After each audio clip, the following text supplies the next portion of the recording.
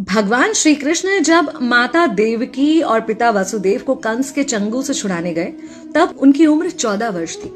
उनकी माता ने उनसे पूछा कि बेटा तुम तो भगवान हो, तो तुम हमें पहले ही कंस के चंगुल से छुड़ा सकते थे, इतनी देर क्यों कर दी? तो कृष्ण जी ने कहा, माता क्या पिछले जन्म में आपने मुझे 14 वर्ष का वनवास नहीं दिया था? माता हैरान रह गई, बोली ये क्या कह रहे हैं आप? तब कृष्ण जी ने बताया कि पिछले जन्म में मैं राम था और आप थी माता कैकेयी और आप ही ने मुझे 14 वर्ष का वनवास दिया था और कर्म फल से कोई नहीं बच सकता माता, इसलिए आपको 14 साल का ये दुख सहना पड़ा। तब आश्चर्यचकित होते हुए माता ने पूछा, तो फिर यशोदा पिछले जन्म में कौन थी?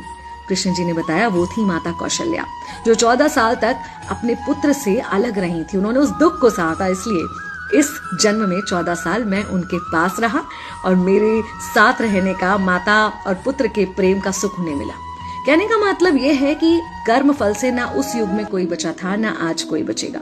खुद भगवान भी कर्म फल से नहीं बच सकते, इसलिए अपने हर एक कर्म को बहुत सोच समझ कर कीजिए, क्योंकि जिसके भी खिलाफ आप कुछ गलत कर रहे हैं उससे आपकी शत्रुता कुछ समय या शायद एक जन्म की है, लेकिन उसके साथ कुछ गलत करके आप अपने कई जन्म बिगाड़ सकते हैं।